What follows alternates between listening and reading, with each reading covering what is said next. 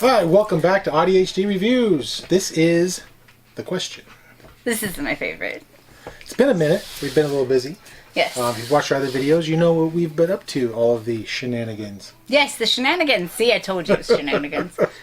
Hey, Farva. No, I'm just kidding. All right, let's get into the question. Do I get to take the hat off or are you taking the hat off? Go for it. Hat is off. Dude, it's been so long, I don't know when the last time. Who picked? Go for it. You do it. All right. Pick one right off the top. Okay. It looks like a dialogue blue. Check box. There you go. Ha ha ha. I do the easy part. I pull it out and she reads them. Okay. Oh, well, this one's similar to one we've done in the past. Oh. Would you rather be stuck in a car ride for 4 hours with the Riddler or with Bizarro?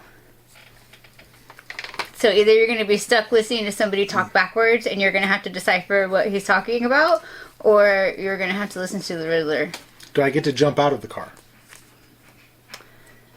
Or am I stuck in there for 4 hours? Yeah, I mean, technically, it doesn't say you can't jump out of the car. I'm not going to advocate for suicide, but, I mean, stay in the car. But who would you be stuck with? Because it definitely does say you're going to be stuck with them. Yeah, I guess Bizarro, just because the Riddler would be very full of himself. Like, smartest guy in the room, and he has to tell everybody all the time. And then meanwhile, Bizarro, you just gotta, talk backwards and, yeah. And of course, it depends on the version of Bizarro. There are versions of Bizarro who are very murdery, and then there are versions that are very childlike. And so if you get the childlike one, they're golden. If you get the murdery one, well, outside of that, you gotta listen to the Riddler talk, and probably still take the murdery one. Still take the murdery one? Sure, why not? First off, I love Bizarro. Love Bizarro.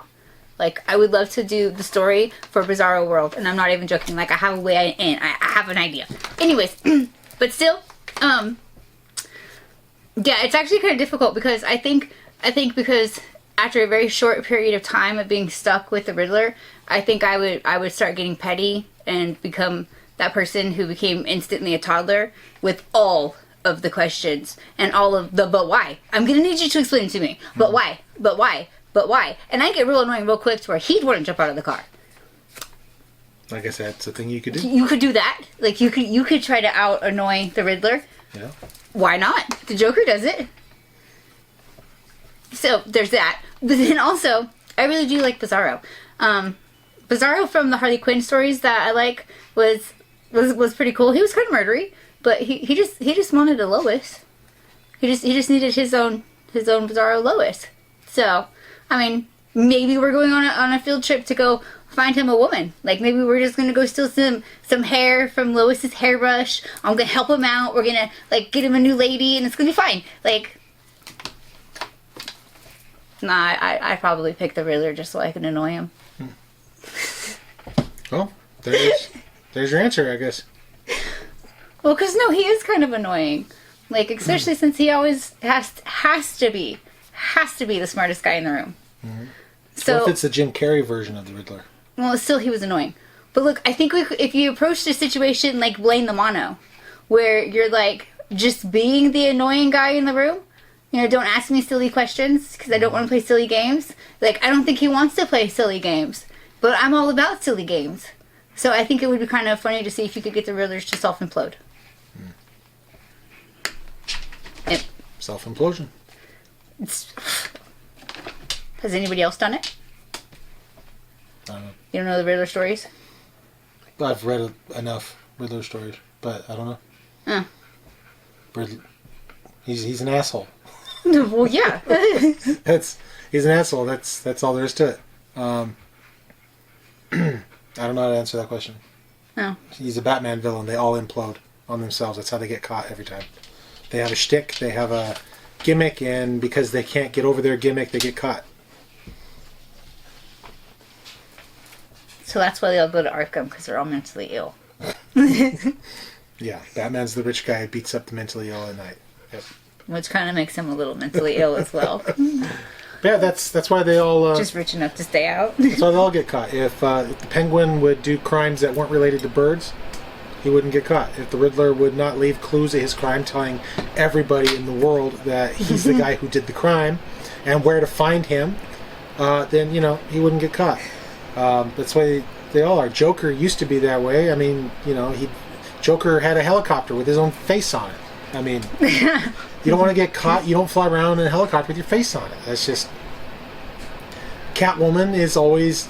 Well, again, this is like classic versions of the characters, not modern versions, but Catwoman used to do cat-themed things. She would steal these famous diamonds or necklaces or jewels that were in the shapes of cats. And it's like, oh, I wonder who fucking stole this one this time. So it wasn't just random shit? Well, back in the day it wasn't. It was always cat-related. I didn't know that. No. I didn't know that. Two-Face, everything's with twos. I mean, every one of his villains. If they would just break the mold, they'd get away with it. They can't, though. So. Because they're mentally ill. Mentally something. I don't know. I think it's like a symbiotic relationship. Batman needs his villains, and the villains kind of need Batman. Chicken or the egg. It's like a game. Well, technically, in this situation, Batman. Well, Superman, really. But would the villains have existed if Batman didn't exist? Would the Riddler have put on a costume and gone around and been the Riddler if he didn't have the world's greatest detective try to outsmart? Didn't Batman become Batman because there was already problems? Like the world already had issues, so Batman was supposed to be the solution, but his solution led to greater problems. Technically speaking, when Batman showed up, he had gangsters in Gotham and corrupt officials and corrupt cops to fight. He didn't have colorful villains. Right, but then the people were like, hey, there's this dude out in cosplay, and he's fighting people. We should do cosplay too and go fight him. So then that would mean that Batman, his existence is what brought about all of his colorful villains. Potentially. But wasn't Joker just basically a gangster before he was the Joker anyways? Depends on the version. Sometimes Joker has a backstory and sometimes he doesn't. It's multiple choice, the way he likes it. But in the versions where Joker was a criminal before he was Joker, he was still just a criminal, and then he fell into the acid because he had an encounter with Batman and became the Joker. Right, because he was doing the Red Hood thing, right? Yep. Yeah. Yeah, So, see, I know stuff. Does Batman exist because the city needs him to, or do the villains exist because Batman is there? It's the age-old question. Gordon and him talk about this in The Long Halloween. Yep. And Batman refuses to discuss it. Well, Gordon brings it up, and Batman's like, I'm not going to talk about it. Every time Batman takes off for reasons, shit always goes bad, so... Takes off? Where's he go? Like, even if Batman's, gone. Remember whenever Dick was Batman, and then... Yeah, okay. So, Batman was gone, right? There were still problems. That's because nobody knew Batman was gone. But if somebody just said, hey, Batman's gone, people are just going to be like, yeah, this is my quadrant now. That's his quadrant now. Yeah. Yeah. And then Joker gets real quiet. Yeah, because he doesn't have anybody to play with. Right. And he lost his best friend. Which kind of means if Batman wasn't around.